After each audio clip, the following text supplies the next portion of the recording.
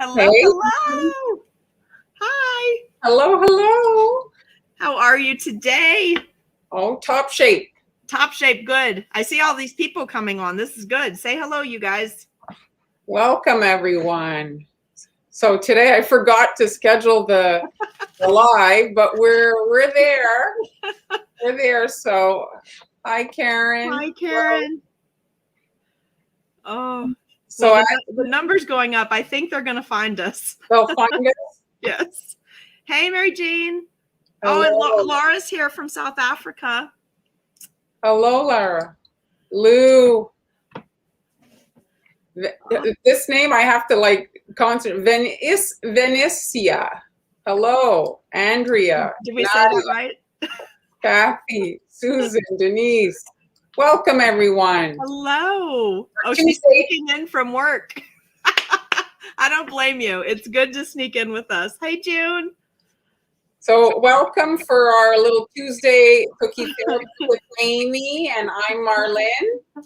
And if you miss it, you can, or miss something, you can rewatch. The lives are saved on both Facebook and on YouTube. You can rewatch them. Oh, some warm weather for Tracy. Yeah, Tracy, it's 55 here too today. It's beautiful. Hello. Hi. Hello, hello. Look at that. It's slowly warming up. Hello, Andrea. It's slowly warming up here as well. Hello, Kathy.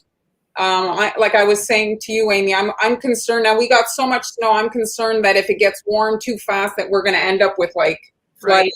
Right. You know, pandemic, a flood. It's perfect.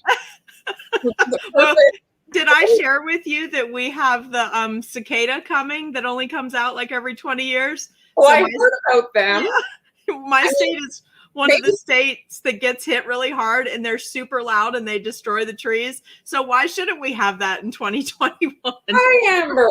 Hello, hello. Well, maybe the cicada will breed with those giant hornets that were 3 inches long.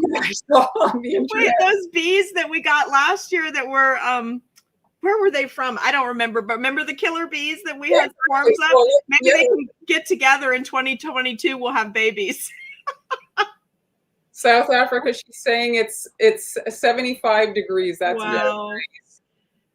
I hope everyone is doing well today. It's Tuesday, so it's still hopeful for your week. Oh, I could be that. Hawaii sounds pretty good. Yeah, let's go to Hawaii. You know, Marlon, when you're ready to go I there. gotta say, if I was American and I had the choice to go live anywhere in all the states, that's probably the one I'd go to. You'd go to Hawaii? I have a friend that lives in Hawaii. She has a condo on in the mountains of Hawaii. And I guess a rental that she does near the beach. So I told my husband that's the next vacation. Oh, then I thought, well, no, that won't really be a vacation. Let's go do a cookie retreat or something in Hawaii. Yes, that sounds good. So I just wanted to say thank you to last week's the people who sent stars. Thank you very much. And if you're wondering how that works, it's basically a virtual tip jar, and you can find that in the comments section. And so, yeah, thank you for that. And I like that. What? That graphic you just put up. That I've never seen that. That's really nice. I just made it because people were asking where to find it. So I created a little illustration to help people find it. Denise, people ate the cicadas. Are you kidding? Is that for real? I'm not doing that. My dogs are not doing that. We're staying in the house. I don't care. I can handle a few more months in the house. Hello, Lynn. Hello, Anne Marie. Can you imagine? Can you imagine my hairdo? What did you say? I think it's better to not know. Like this morning on the radio, they were talking about how we eat insects ground up in our coffee beans. Like we don't need to know that. Yeah, don't tell me that. No? No, I don't want to know. Oh, you're making basket cookies today. Cool. I'm glad. Post pictures, you guys. We'd love to see your pictures. So did you start today? Yeah, is that okay? Because I was going to demo the tip. I kind of got some messages that I forgot to demo that Ruffle 80 tip. So I thought I'd show that. Is that all right? Yeah, let's start. Amy's going to kick it off. All right, guys. So your camera dance, Amy. Oh, yeah, let me do that. I was just going to start and you weren't going to see anything. Sorry. Did you see in the feed just now, someone said that they eat chocolate covered cicadas? We're not going to be doing that at my house. We are one of the states that gets, I assume we will get them bad again because we had them really bad last time. And they were super, super loud. All right. How's that look? Am I in the right? It looks like, yeah, well, now, but it looks good. Yes. Okay, let me pull this back just a little bit. Okay, so last time, you guys, what I'm really going to show you today is stamping on cookies. I want to get you started on that. Let me put this down just a little bit, because there are a few little tips that'll really help you out if you've never done stamping on cookies. So that's really what I'm going to show you.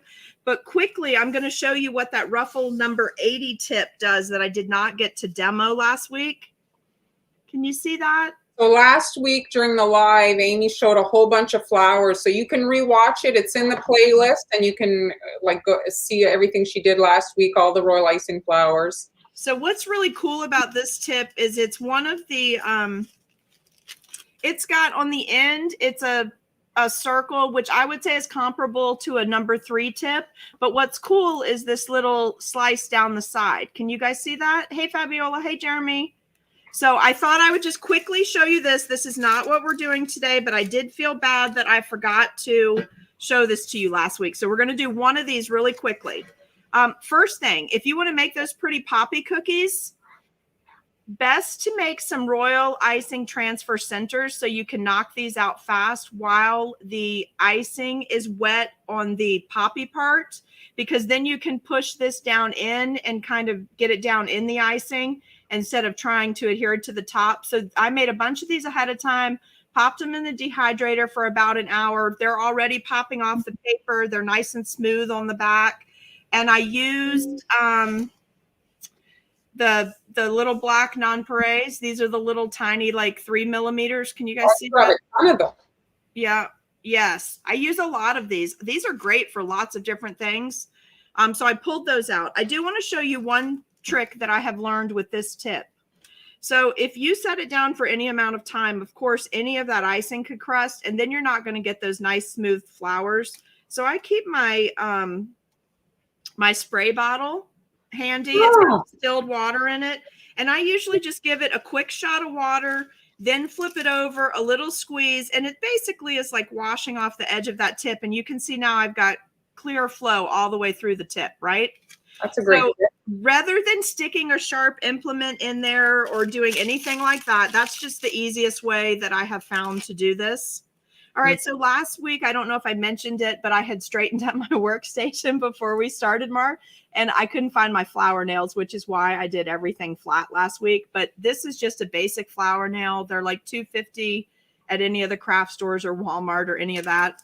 So watch my tip so you can see how this works. Okay.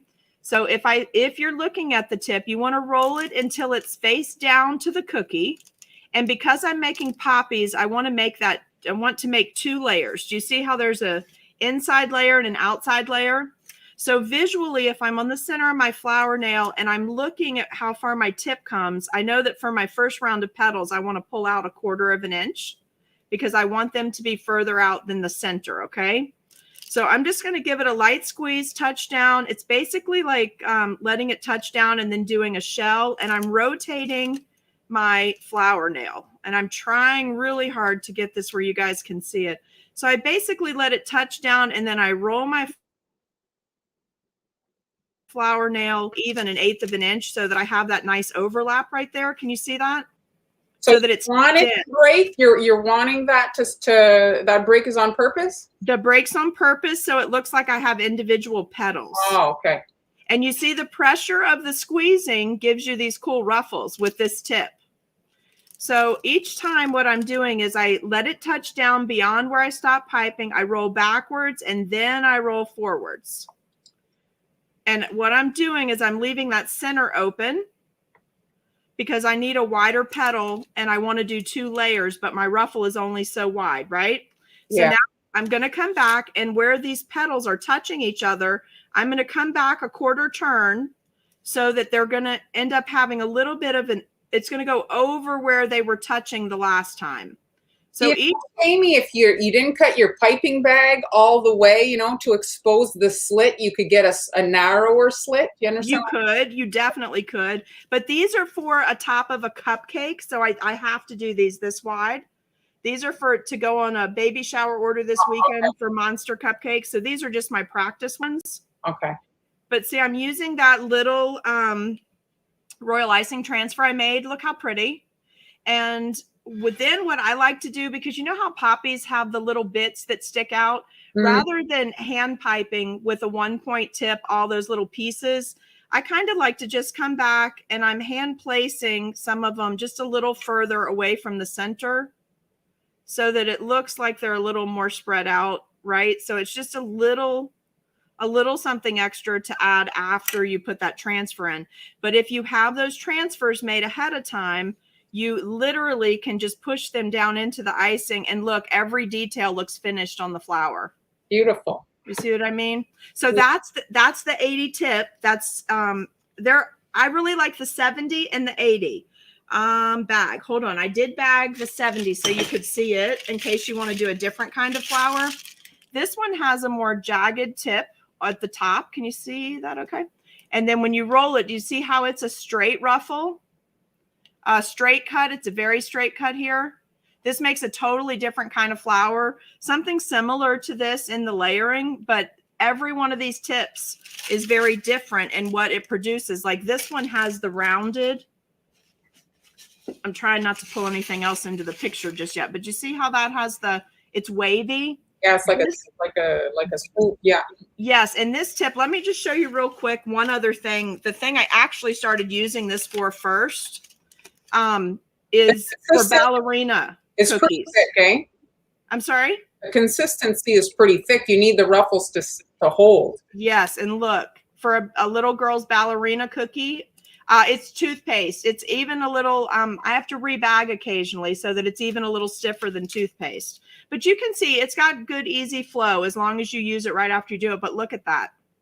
So if you do a bunch of these ahead of time as a royal icing transfer, let them dry, they're gorgeous to go back and add onto the cookie. And then it gives you a little bit more control. Yes. And if you know you're using a certain cookie, then you can get your dimensions right. And you can do what I just did and pull a little icing off, right? Isn't that cool? Perfect. So lots of great uses for that tip. I'm really sorry I forgot to demo it last week, but I did think it was worth going back to it. With you. We did a lot of them, right? Yes, we did a lot last week. So now I'm just going to jump on. I have already made prepped cookies for you guys. I already prepped cookies for the stamping. So she said it's like toothpaste. It has to be somewhat thick to hold those ruffles. Yes, definitely, you guys.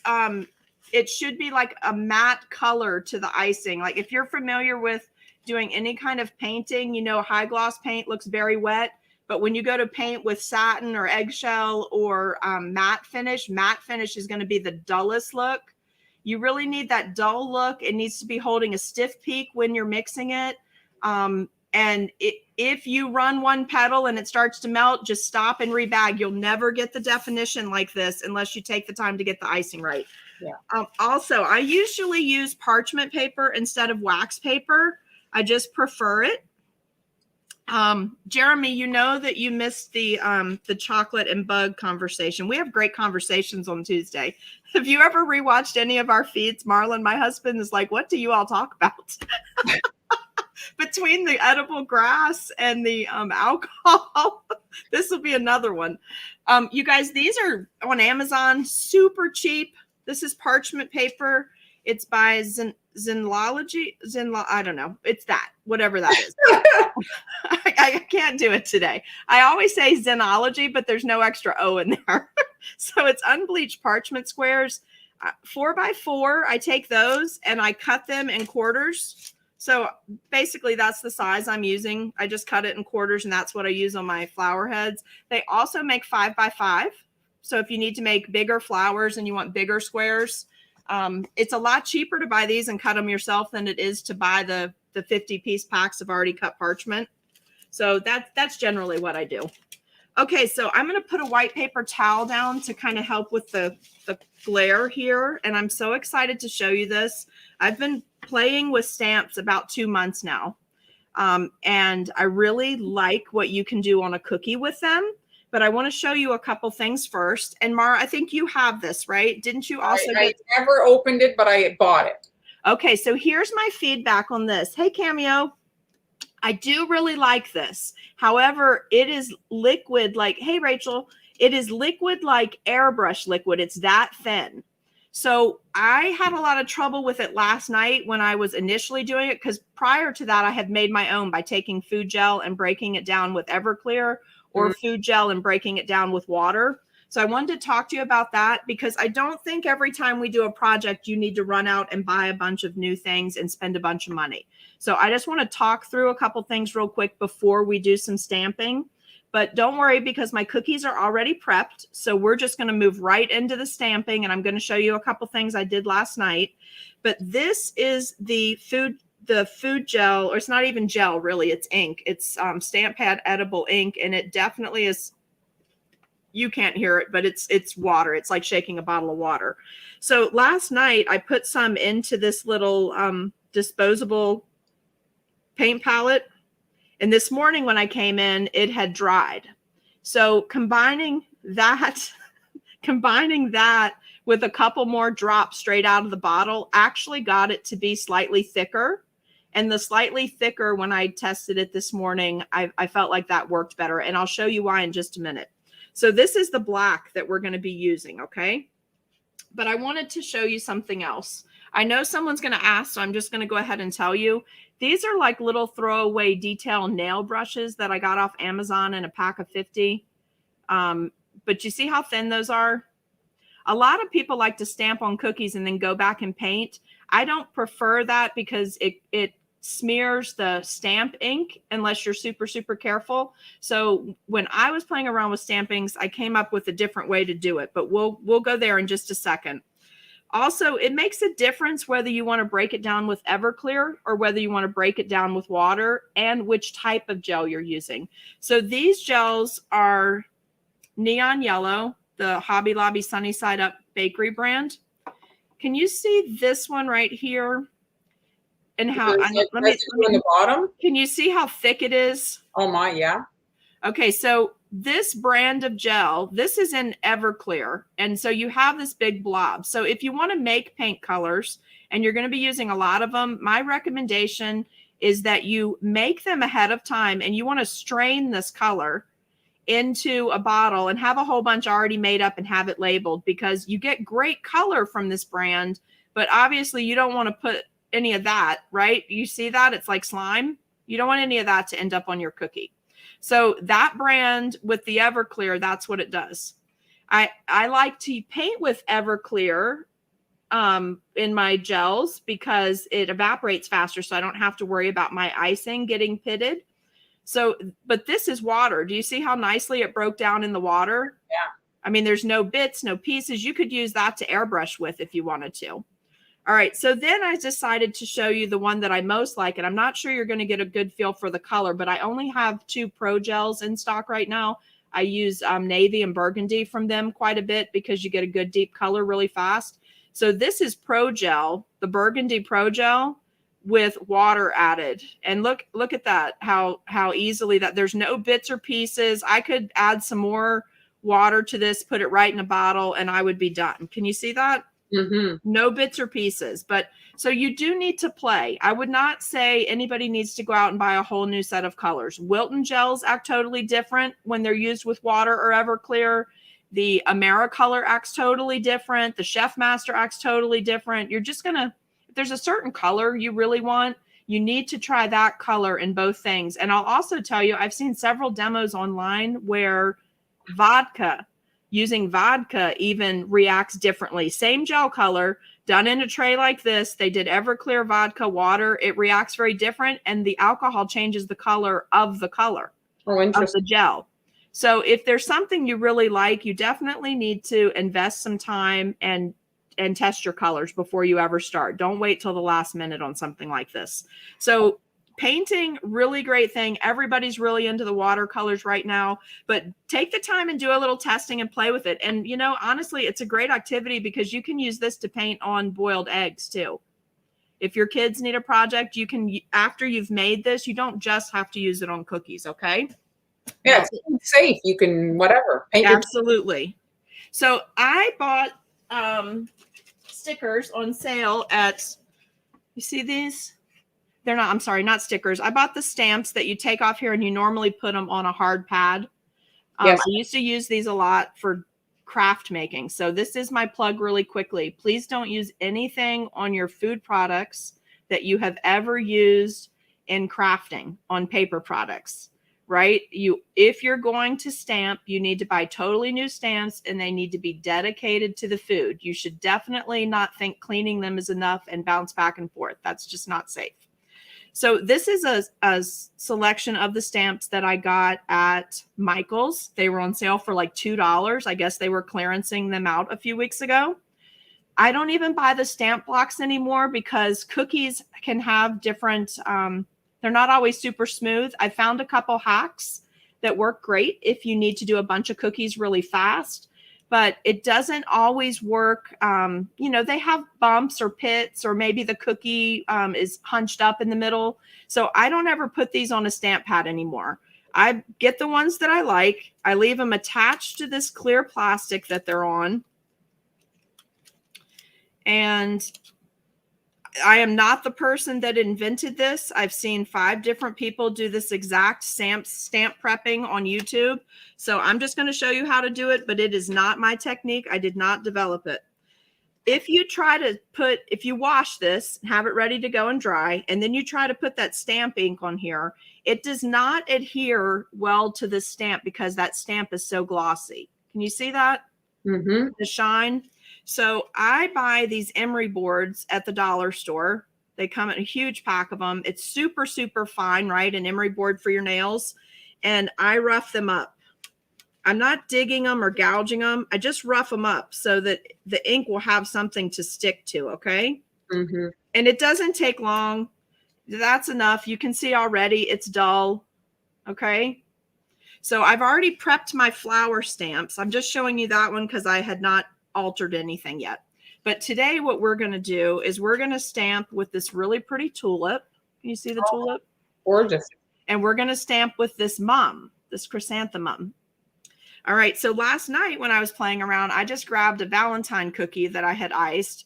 And let me just show you some things on this cookie. This is a very ugly cookie. This is not a cookie I'm selling. This was just something I was playing with. It's a prototype. Yeah, if you don't have any old cookies laying around that you want to practice with, I would recommend just getting a cheap cardboard cake board and doing some icing directly on your cake board, letting it set up overnight. And then you need to play with this to get the feel of it before you start doing it. So you see this one? This was the very first stamp I did with it. So what I discovered is it's best to put the ink on and then stamp onto a paper towel, then go stamp on the cookie. This is what happens with the ink, especially this very thin ink, if you stamp on the cookie without blotting it first, okay? That's what could happen. This is also what happens when you try to stamp without roughing up the stamp, right? Remember I said it's like slick and it holds too much ink. So this is the difference in stamping without blotting and not roughing it up. Then I roughed it up and I blotted on a paper towel, and look at that beautiful tulip that I got there. Now, for me, I don't want to go back and paint this because what happens, I did a little demo here for you. You see how smeary that is? Like just it drags the black into the yellow no matter how careful you are. Okay, so I was saying I want to do these spring flowers with my local cookie kit. Let me figure out a way that I can make this gorgeous because that's really a very pretty chrysanthemum and I got a lot of great detail with that stamp, right? So then I went back and I did a cookie. Again, it's an older cookie. And I'm going to stop right here and give you a tip about the cookies. This is the top of the cookie after it baked. But the cookies always have that little bit of a warp. So what I found for stamping, anytime I'm going to stamp, and I take all of this in consideration, it's kind of like the thing about finding your packaging first and working backwards when you're going to be making a whole lot of the same cookie. Same thing here. I always try to pull a design that I know that I can flip over, because if it has that little hump, then it's still, gravity's going to take over when you do the flooding on the cookie, and you're still going to get a nice smooth surface, right? So I flip it over. I just did the brush embroidery because I was practicing for something else. But then I went back, and because I knew I wanted to have a painted tulip, right? I wanted it to look painted. Instead of doing that, I basically held my stamp over my cookie and placed a couple of things and said, okay, well, I want tulips in those areas and I want them to have the look of that red. So I did my little swirl in my cookie in as a wet on wet technique when I first iced the cookie, knowing I was going to come back and do the stamp. So that's just the single stamp right on top of that cookie this morning when it was dry with the stamping. You can see there's no smearing, there's no color bleed. It's actually, I kind of like it. It's kind of artistic looking to me. If I were really doing this on a cookie to sell, I would have just done the one cookie and I would have left room to do the stem, because that would have been really pretty. But I wanted to show you this all in the same frame. So the other thing I'm going to show you is this. If you're not comfortable with stamping, watch how easy this is. If you have this tulip here, you can have this next to whatever you're working on. And you actually could sketch this with the food doodler, right? You can come right over your wet on wet technique. And I'm doing this really fast. And the icing has to be dry now. She's going to start on her cookie on wet icing. Yeah, this is from last night. But you can come back in here, and with having done that wet on wet technique under it, you could very easily come up with something that's fast for you to do by just using your pen. Also, if your area gets a little bit too big, you can come back with your pen, excuse me, and just take in whatever area if you end up making your flower too big. So there's several ways to get to this point, or combining all of these techniques if you want to. Now look, guys, if I was selling this cookie, I would have taken a lot more time to do this, and I probably would have used a combination of a brush tip and this fine point pen, but I'm just showing you real quickly with outlines, okay? But you get the gist of that, right? And I really like the artistic style of it. I know some people will not. I get that. I'm okay with that. But I like the artistic style of how that looks for springtime. I think flowers, you know, just in general, are all very different, kind of like snowflakes. So I think you just find something that works for you. I thought this might be a good point to show you. Can you see how bubbly this cookie is, the icing on this? Mm-hmm. Okay, this is an example of what's going to happen to your cookie if you try to flood and the ice, your flood icing is too much water in it, and you try to flip it over, right? So this is the top. And I left this just like it was so it would run off, so I could show you what you don't want to come into the next day, right? After you've flooded all these cookies. So I can't stress enough that consistency of your icing is super important. So you see this, how bubbly it is? So when you flip the cookie over, typically the bottom of your cookies have little pockets of air, you know, right where they bake. They're not totally smooth like the top. Let me pull it up here and see if I can get it to refocus. Is that better? So when you ice it upside down and the icing's too wet, this is what happens. You're going to come back to this. And okay, yes, you could make this into a nice artistic style, but this was not the intent of the project. I'm going to stamp on here and show you what happens when you have a cookie that's this rough, okay? And then I have a cookie to show you. This is a flipped upside down cookie. It was iced last night.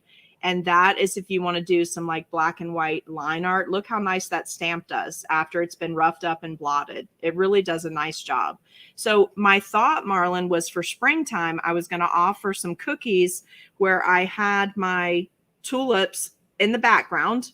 I'm going to do that wet on wet technique with a little bit of the red and white swirl, do the stamping. Then I was going to come back and pipe a 3D tulip so that I have mixed platform there for depth on the cookie. So I thought that would be really fun. And I'd get to do a little bit of watercoloring because I was going to watercolor where the stems were and then go back and outline with the pen. So when I do one of those up, I'll show it to you at another time. But first, let's do the tulip first, because I'm really holding off on the one that I want to do the most, which is the chrysanthemum. So let's pull this back into frame. So basically I have this extra little pad, thickened up pad of paper towels. It's nothing fancy. And I do not have a stamp pad to put this ink on and then stamp on that, because I'm not technically sure that's food safe. I don't know what the situation is there, but I couldn't find. I can comment on that, Amy. Yeah, please. The thing that happens with those reloadable stamps, forget about the food safe aspect. They're not really sealed. And so by the time you get back to it, everything's dried out. Oh, so then you have to reactivate it anyway. Yeah. I'm just not sure about this type of edible ink sitting in that type of stamp pad. I could not find any good, reliable information to say that was food safe. But that's a whole other issue. Yeah. Safety, and then just your product gets wasted basically by being, sitting there and drying out.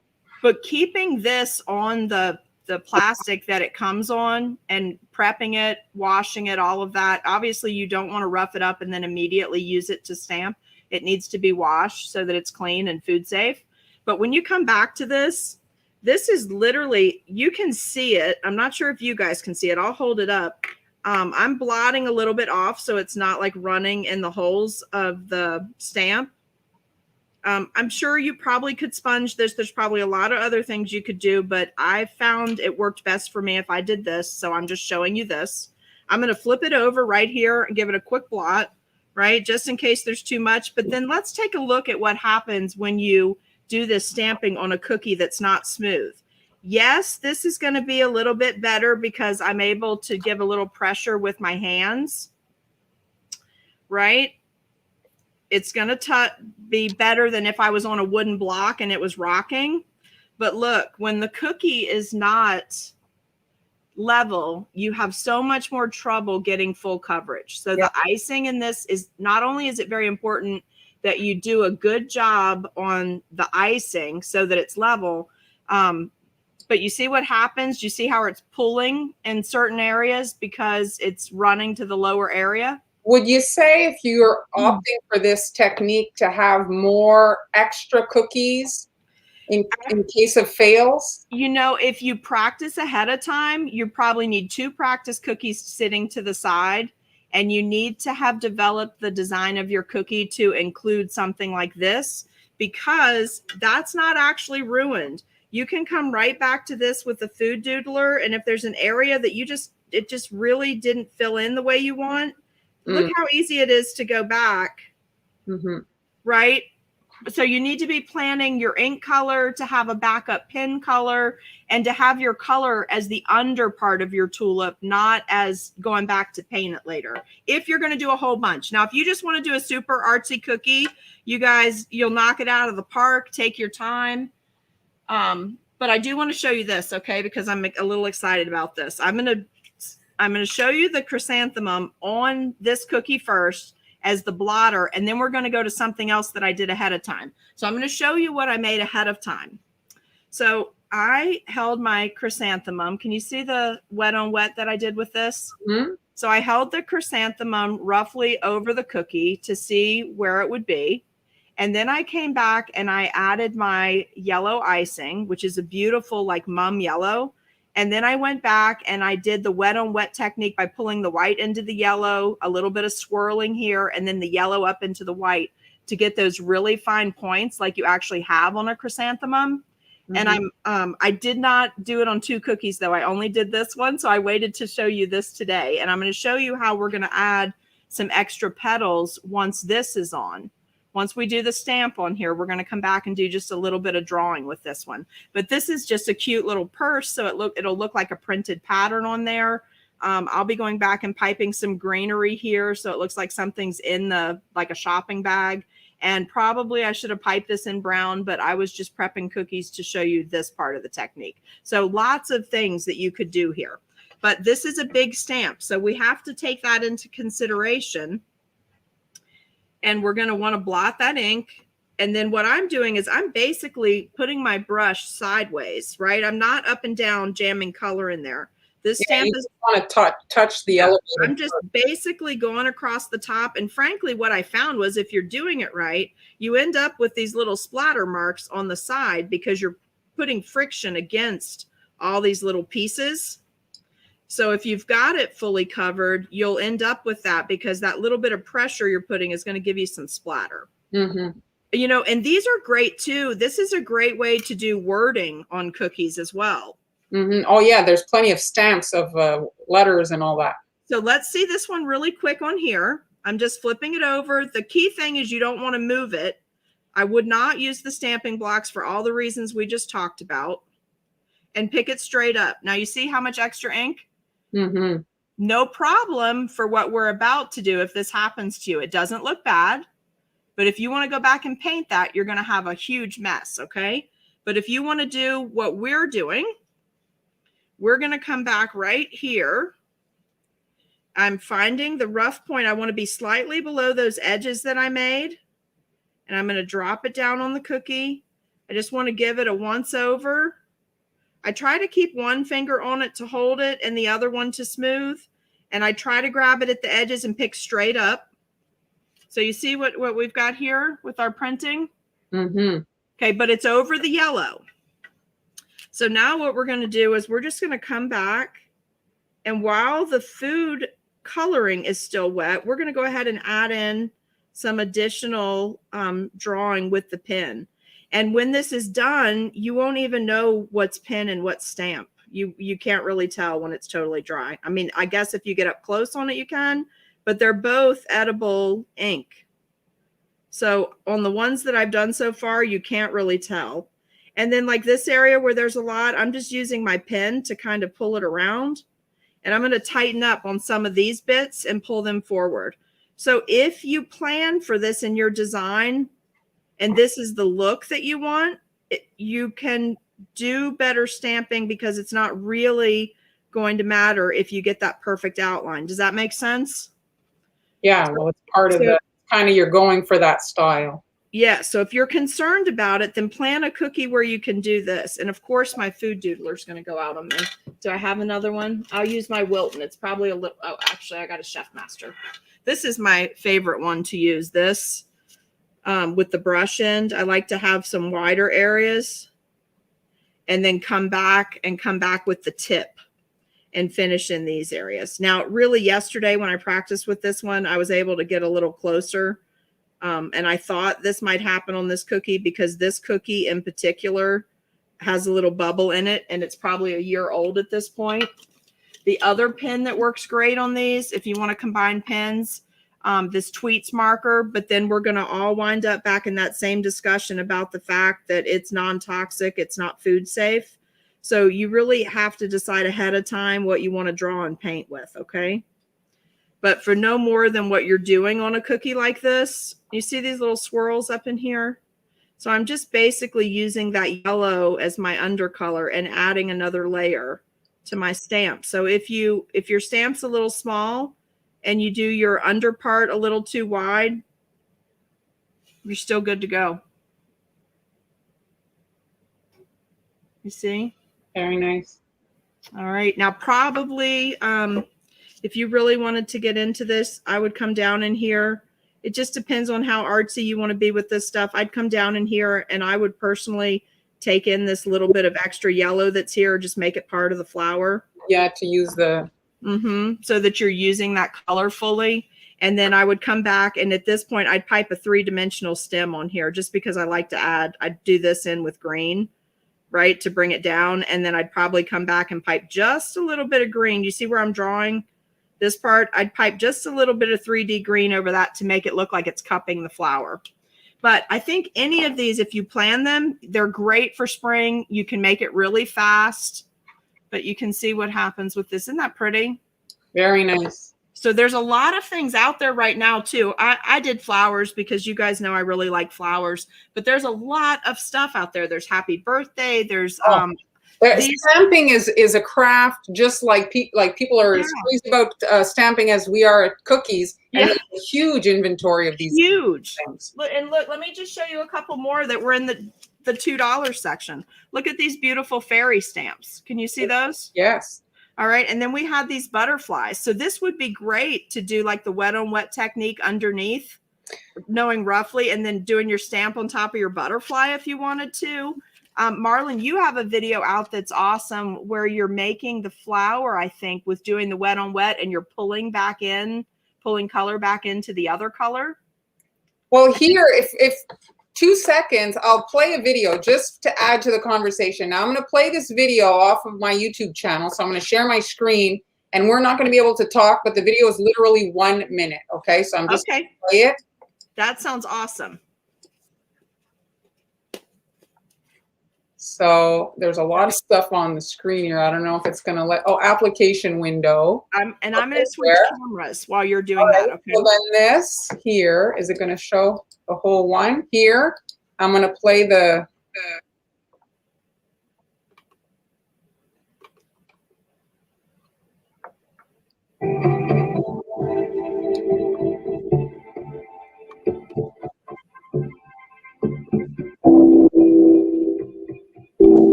So can you hear me? I can. So you see the shirt there? I actually stamped on a piece of paper and then cut it out with my X-Acto and airbrushed the little shirt so that I wouldn't disrupt the stamped lines. Do you see? Right. Did you do that with wafer paper? No, I stamped on the cookie. Okay.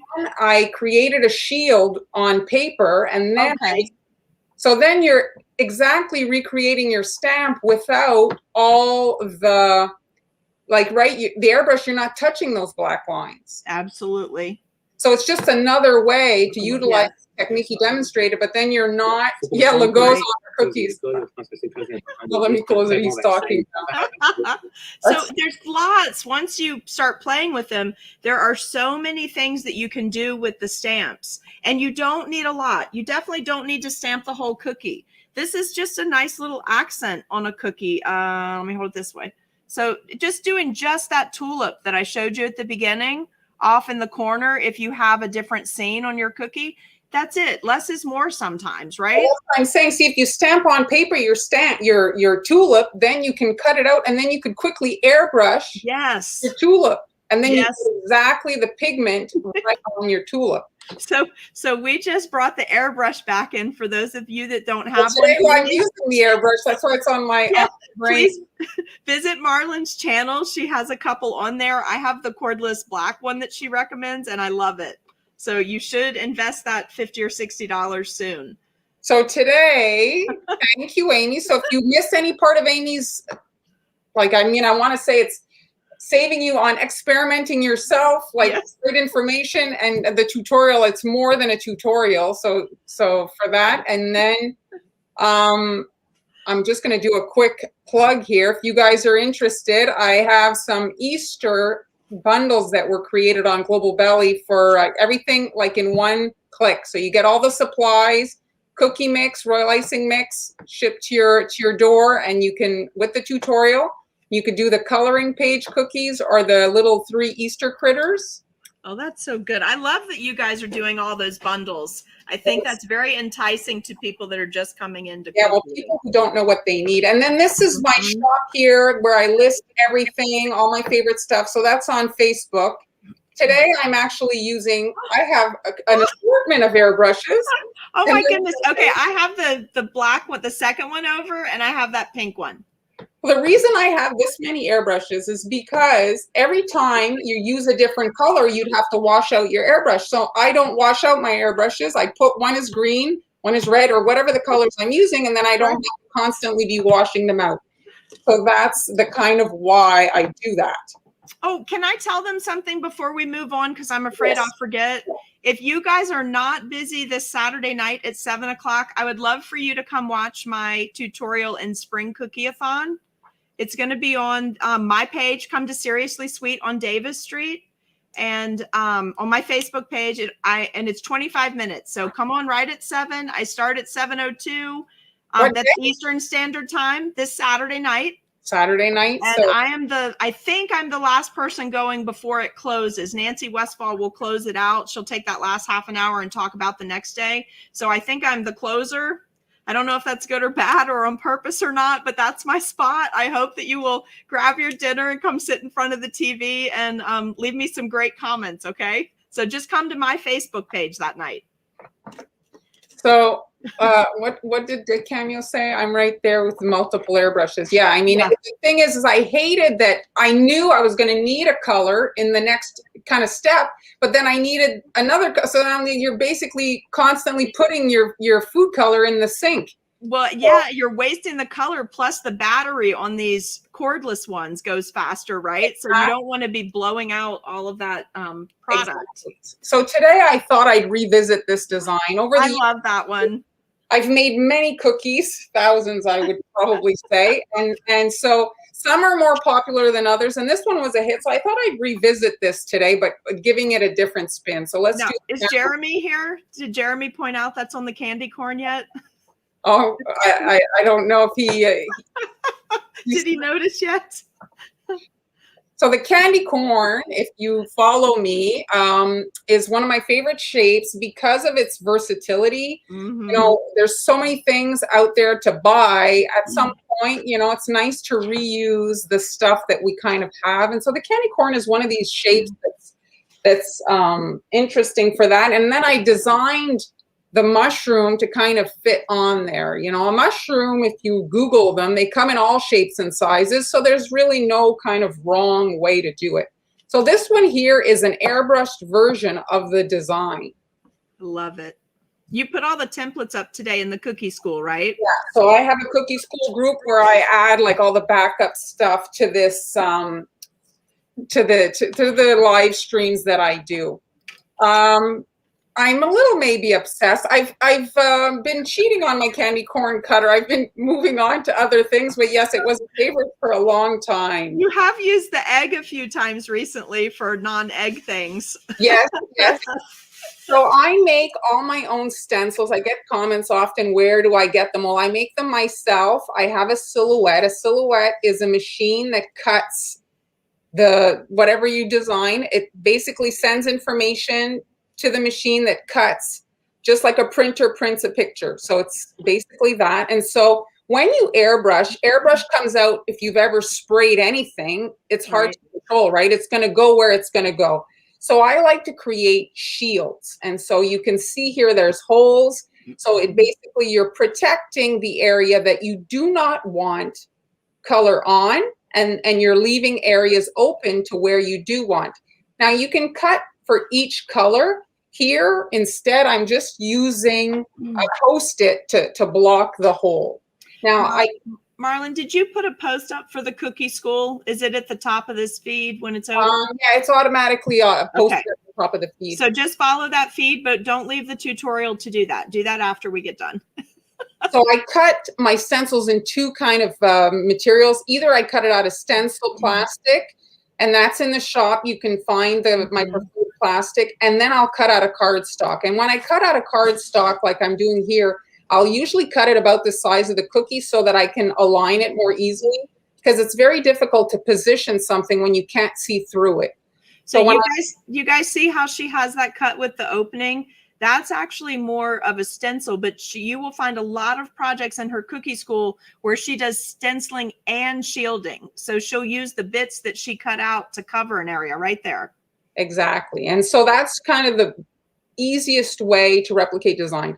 I see a lot of people painting on cookies, and painting is a skill I guess you can learn, but artistic ability is something, you know, there's different kinds of artistic ability. Some people are really good at conjuring up things in their head, and somehow they can pop it out their hand and there's the drawing. Others are really good at copying other people's work. But if you're not really good at drawing, doesn't mean you can't participate in artistic things and be artistic. It's just a different way to do it. And stencils are a great way to have a way to kind of control first of all, you're going to replicate really easily the same thing multiple times, and you can kind of control the situation. I think people that aren't naturally, good at Right. drawing.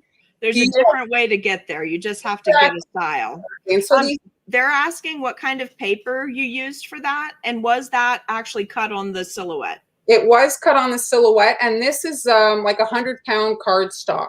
Okay. And I don't like to use paper. It's a little flimsy, especially with little bits like this. So you want to use a little bit of, it needs a bit of sturdiness. And can I answer Nana Sue really quick? You answer, yes, absolutely. That number 80 tip, I think I told you guys last week. I have no idea where I got it from.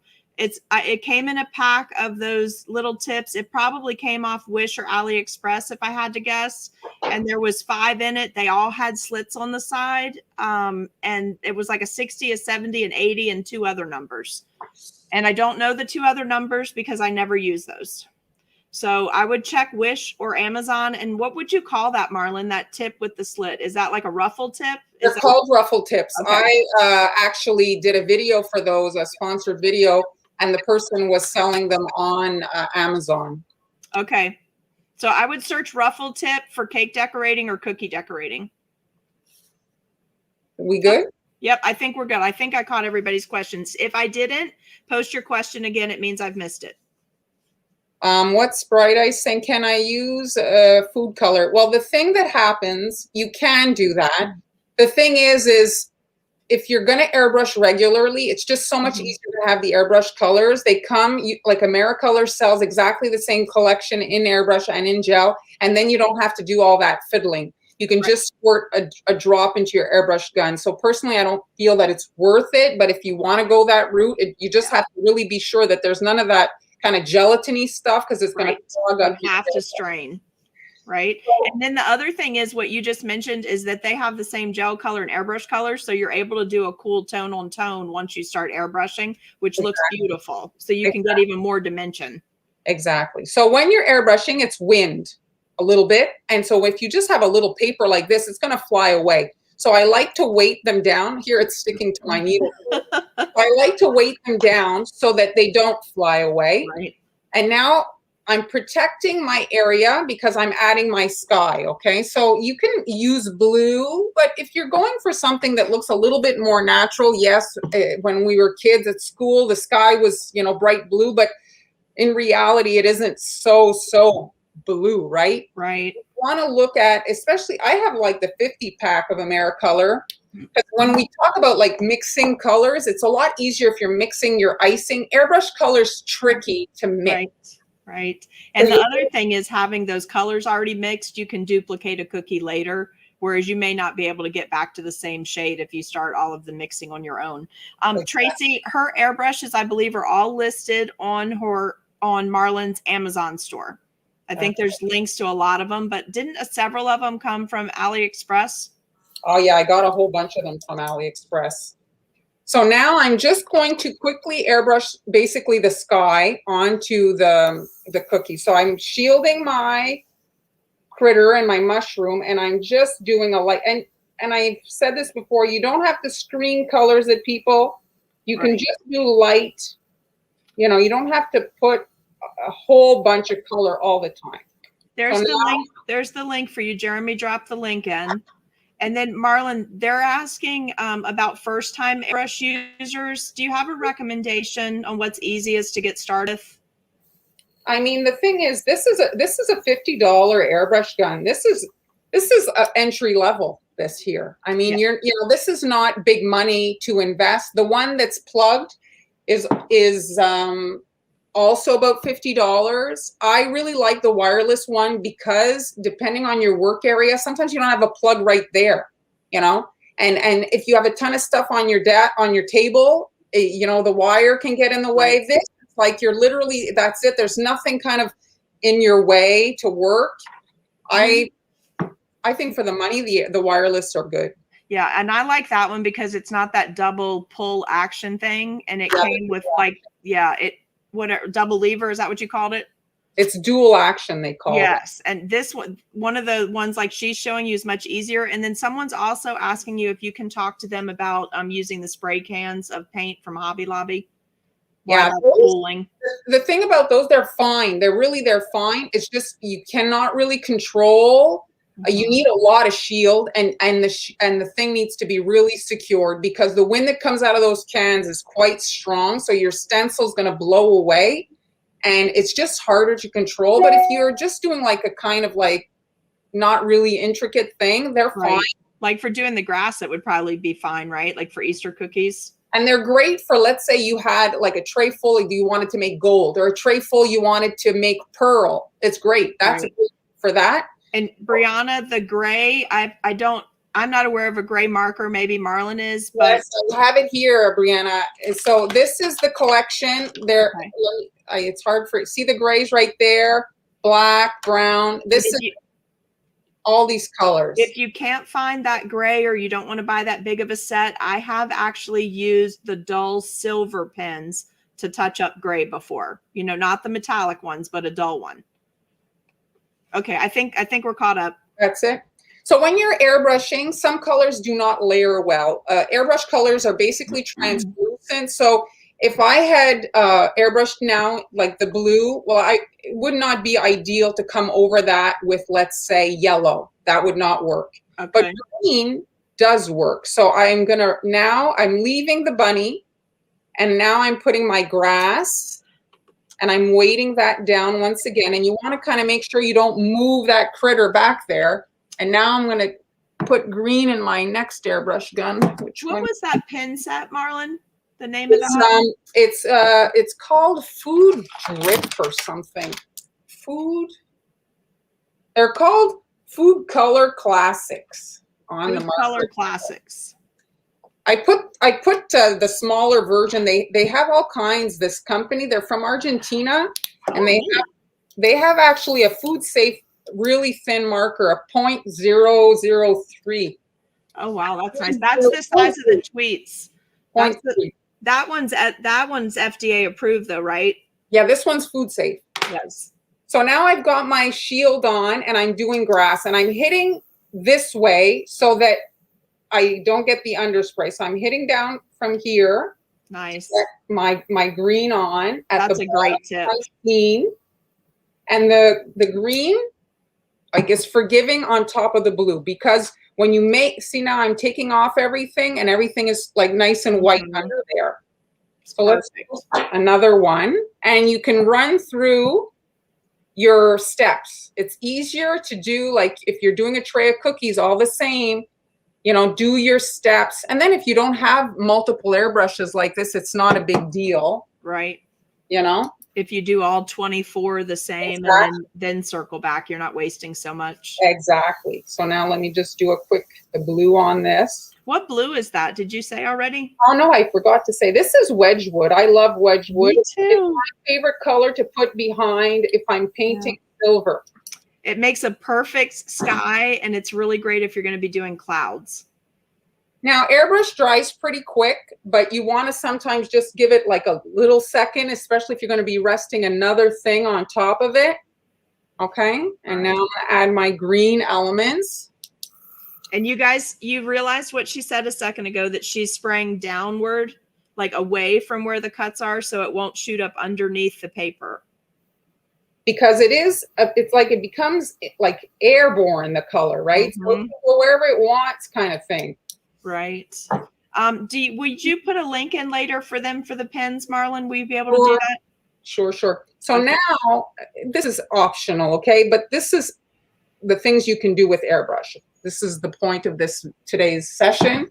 So now I'm grabbing brown, and you can kind of create a shadow. I'm just putting warm brown in my airbrush gun.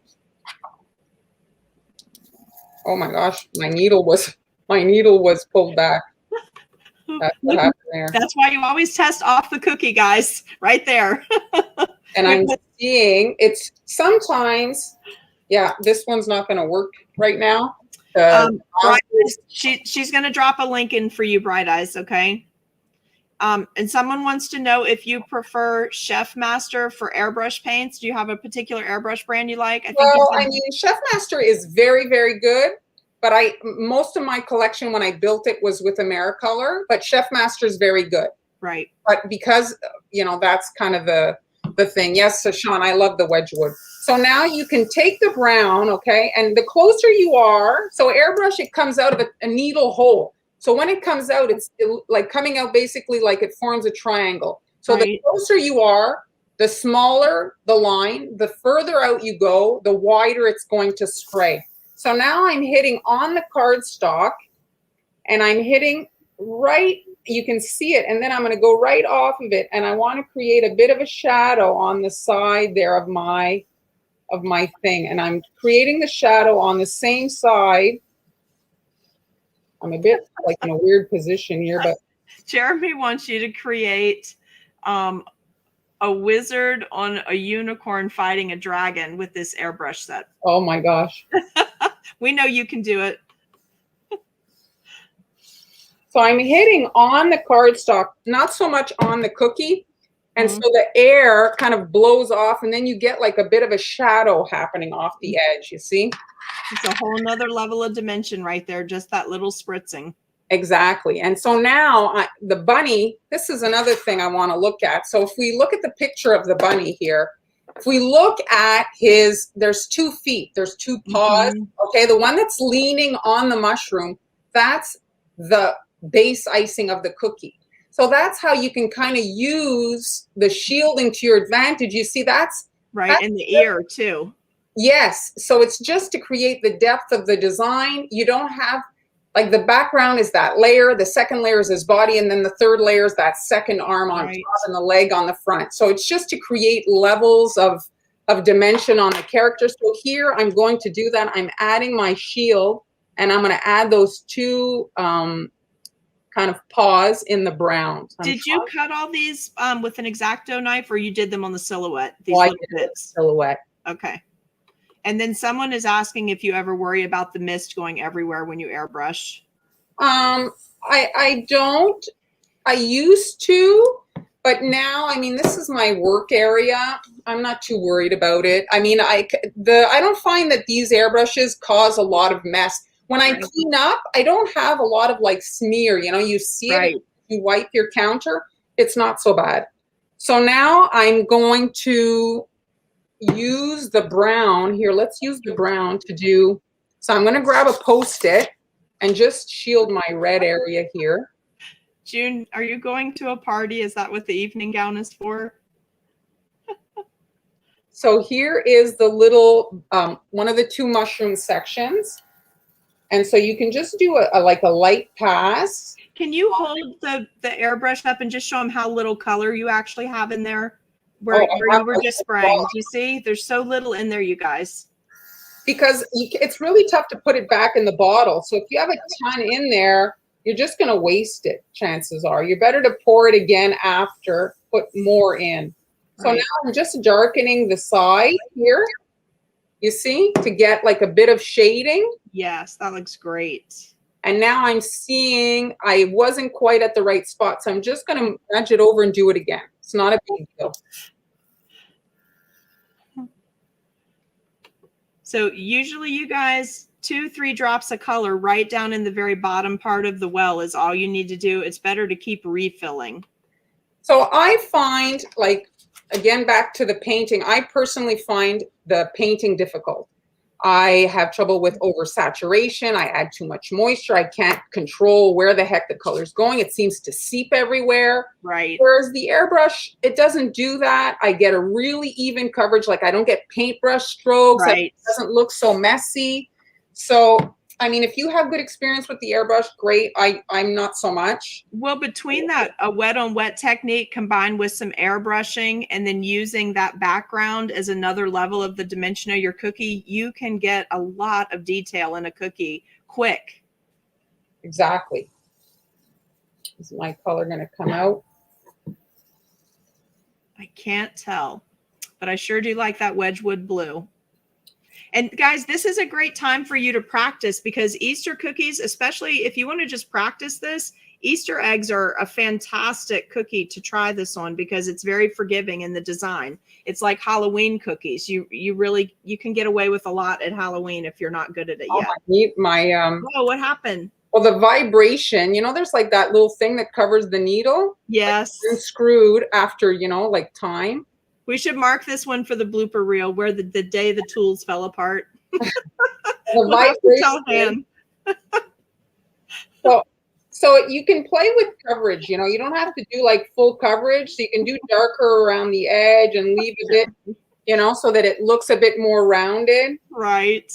And, take the minute to look at stuff online and say, oh, like it should have a little bit darker there or whatever. Look, Bright Eyes is going to try this. She's excited to try this. So you did your job today, Marlon. I did my job. So now I'm just going to protect. We have another airbrush sister here. So now I'm just adding this mushroom here. And I can see my airbrush is splattering. I have to clean the gun, I think, because it actually looks really good, though, because it's a mushroom top. Yeah, it's working. All right, so there. And now I'm going to grab the brown to do the other bigger area of this mushroom. Love it. I'm going to shield this here. And it was wet. I could feel it sticking to it. Okay. So she's using a combination of stenciling and shielding while she's airbrushing. And again, just a pass, light to get the coverage, and then you can come in and do darker on the edge. And you guys, if you're going to make these, you should save them. Right? You don't want to necessarily have to cut them every single time. So get yourself a cookie bag. A cookie bag is a great way to store these, to keep all your pieces together once they're dry. And then also, this is a great way to do corporate orders with the stencils, because often logos have multiple colors. You want to have everything repeat really well. I mean, and you can charge actually for preparing the thing. Look, another person who's had an airbrush bought it last year, hasn't used it. You've renewed their interest. They're going to start again. So I was not paying attention. So this shadow's on the wrong side. It should be on this side. But you're getting the point. I covered it. I didn't see what side it was on. Okay. If you hadn't told us, we wouldn't have noticed. There you go. So now you can combine your airbrushing with marker. Again, I struggle myself with painting. So you can come in now and add some extra, like, little pieces of grass. That's so funny. We didn't even talk, and look at how many of the overlap things we've done today. That's great. Yeah. That's fun. And so you can kind of do that. And then I'm going to grab that marker that I mentioned. So this marker here, and then you can come in and just trace. You can pipe if you want. But and look how steady your hand is. My hand was not that steady earlier when I was trying to sketch. Well, you can practice on paper, and then once you start a line, try to commit. Yes. I think definitely I shouldn't have had so much tea this morning. You shouldn't have had tea, yes. Yeah, I should have skipped that and waited till after our video today. Let's see. The cookie dries fast. Can you use all stencils? No problems. Yes. Airbrush coloring dries super fast. Like a little waving over it, and it's going to be dry. Yes. And yes, Bright Eyes, you totally should try painting, because again, like she was explaining, you can come at it from a different direction and get a super artistic cookie. So please don't give up. Try some and post them. So there, and then if you want, the other thing that you can add to this, which is really, if you want to talk mixed media. So this is wafer paper. Love it. I airbrushed it and it curled terribly, but that doesn't really matter when you're using it for like making little things like this. So I've got a little punch. They sell them. They're tiny. I'm so excited you're using wafer paper in a punch. So it's dried out and I can hear how crunchy it is. So I'm just going to cut 4. And you want to do a color that's going to contrast well with the other, like the rest of your design. Which of that what was the name of that marker? Was that a Tweets marker? No, this marker is that color. What it's called. But I actually added it to the shop, my Facebook shop. I did add it today. Okay. It says right on it, 100% edible. Okay, good. So go find that one. Debbie, that's the one that you need, okay? And it's totally edible. So now I've got my little yellow flowers there. So Look, Jacqueline's what is she going to saying? try airbrushing too. We want to see your cookies after you make them. So I'm just adding a little, I mean, you don't need a lot of royal icing to secure a wafer paper flower. They glue at nothing. And when you bite into them, they melt in your mouth. You don't have to worry about, you know, having this crunchy thing, if that's a control, like a thing that bothers you, you know. And then in the middle of the flowers, you can add a little dot of another color. And this is where I would insert candy. You could add little Easter egg design or whatever you want to add to something, you know what I mean? It looks like little, so that grass looks beautiful, Marlon, doing that little bit darker over the with the marker over the airbrushing. That looks awesome. Well, it adds to it, right? So here's the other version of it. So you're just basically filling in. So once you've got that silhouette, let's say we airbrush. Well, the reason you would do that if you were doing like even if a plate design, well, you're getting your guidelines at that point. Yes. Instead of just airbrushing that whole thing blue to get your background, right. Well, you're getting guidelines instantaneously by doing it that way. Now, if you don't have beautiful, if you don't have the silhouette, like if you know I want to do this weekend, well, every night you cut a little bit of your stencil. Right. By the end of the week, you'll have it all done, and you can easily. I mean, it's worth that time that it takes to kind of make your shield stencil. And you know, it's really nice too, if you guys haven't discovered this yet, if you need to hand cut stencils just to get started for a project like this, those little tiny curved manicure scissors are fantastic for cutting these. Oh yeah. They're easy. They're easy to hold on to. They're easy to get in there, keep your corners rounded. So if you don't want to do the X-Acto knife, pick up a pair of those little manicure scissors. And again, don't cross them over. Don't use them for what they're really for and then come use them for food. Dedicate them to your toolkit for cookies. So now I'm just adding to the wet red icing a little drop of white to give it that cute kind of like, you know, the real like toadstool look. And now taupe icing for the stem. I like the taupe. It's kind of like a combo brownish. Where is the taupe from? What company was that? Because you used that last week too, I think. Yeah, that's Americolor. Americolor taupe. Love that. And if you want, you can bring in some sanding sugar or something to make like a little bit of the dirt at the bottom, or you could do it in green, the sanding sugar. It's nice to have like different textures. And you know what else works great? Do you know in the grocery store how they sell those pre-made like cookie pie shells, like the Oreo one, and they have a one? Get one of those and bust it down. It goes a little, you know, that shell goes a very long way, but it's so fine already. You don't have to even break out another machine to grind anything up to make dirt. Use that for the dirt. That's so pretty. So there, and then for the bunny, you can type the bunny if you want. Now, I don't have them out, but I would use a nonpareil, a black, like you did for your poppy. For the eyeball? Yeah, I would not pipe a black, you know, it's just not worth it. But you can quickly add your bunny, just so like cute. Because you have the silhouette there. Right. You know exactly like how to draw him.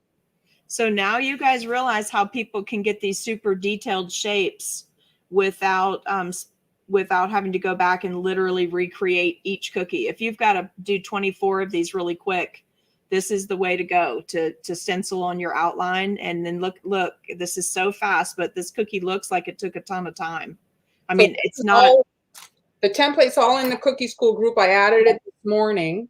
Oh, I'm going to plug her Cookie School group. I'm a Cookie School group member. I love it. It's like $5 a month. It's fantastic. There's a huge, huge library in there of material. And she's got everything in there, you guys, from doing stencils to airbrushing to designs. That's gorgeous. And look at how very different they look. Yeah, there's the two. And if you wanted, once it's dry, this one here, I did it not long ago, but you could come in and do those black lines a bit. Right. You know, like you still could. Like storybook looking, right? It's so pretty. Like you could do that. Here's Here's another one that I just edited this morning. I'm going to upload it soon. But you see, this is all basically the same. It's just airbrushing, shielding, the marker for the detail. Are you going to do that on here soon? That might possibly be my favorite bunny ever. That bunny is so cute. Well, the tutorials for the Cookie School group. So that's where you're going to be able to. All right. Well, you guys see, look, another reason. And it's only $5. Even if you don't want to do anything in the Cookie School, you should do the Cookie School so that you're supporting Marlon's videos, because she works hard on all of these. So there's 20. I haven't read 20. Are you keeping up with Yes, I think we're on with, I did posted everything down to I'm obsessed with the black lines with June. That I'm going to post that one, so it'll be in the video. And then I need to join today. You should join today. And please come watch me on Cookie-a-thon. I don't want to be there alone. Oh no, we'll go. Are you going to be there, Mar? I'm going to need to know you're there. Yes, well.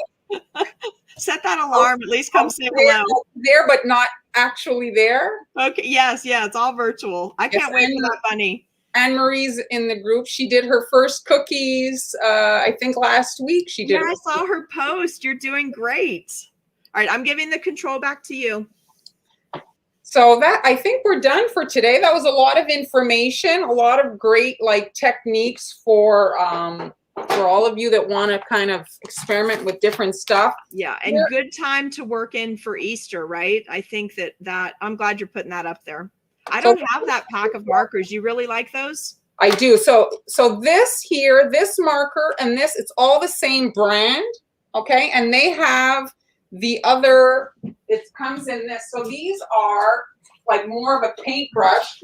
I have to say these, as much as I do like them, I find them quite pricey. These are like $50. Is that the food drip? What's that brand? It's all the same brand. Okay. So these are, it's called Drip Color. Here, it's printed on the side. You get the markers in this thing. So it's called Drip Color. So all of these are the same company.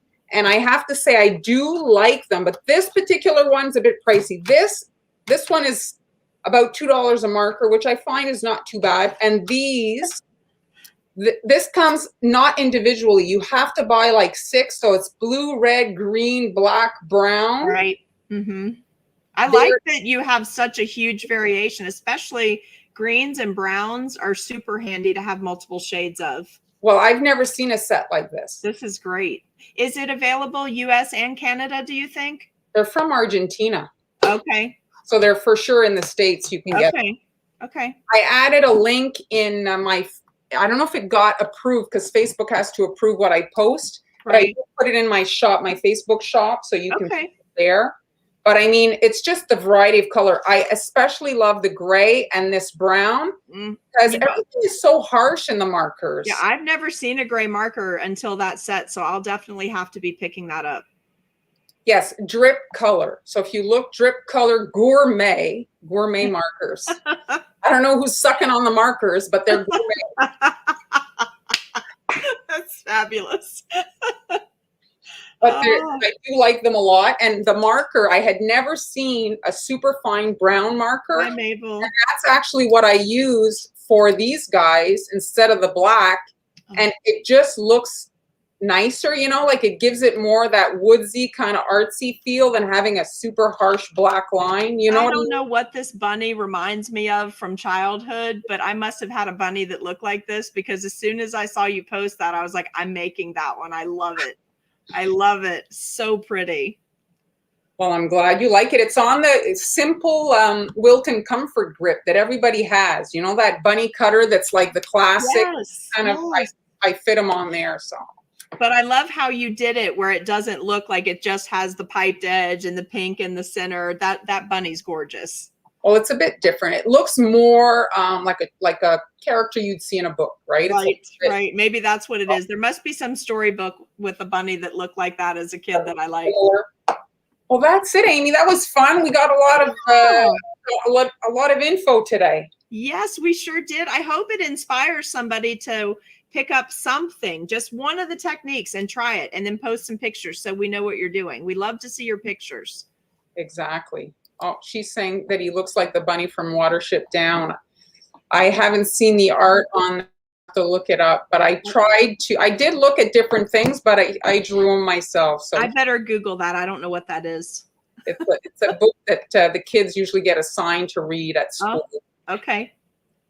Well, thanks everybody for joining us. So you'll be on Friday, right, with Han and Amber? I'll be on Friday live at 1:00 again. And so here's the Cookie School group here. So you can join on Patreon, Montreal Confections. I have it also on Facebook, but for me, it's better if you join on Patreon. So if it doesn't bother you, whichever. There's a bigger library on Patreon because it's existed for longer. So I don't know how you can get any more in there, but every week you pop 6 to 8 things in there. So I'm like, wow, this is cool. This is my Thursday night after church. I'm like digging in all of that stuff. I don't miss anything. I do add a lot of stuff. I love it. It makes it very valuable. We see our numbers are dwindling, so we'll wrap it up. They're going down. They're going down. So Friday night, Friday during the day, 1:00 cookie lunch break. Marlon will be on with Han and Amber, and then come see me Saturday night. I'll be on at 7 Eastern Standard Time on the Seriously Sweet page for a 2-story gnome house. It's only 25 minutes. I've already prepped my video cookies. Awesome. So we'll see you then. All right, bye guys. Thank you. Bye everybody.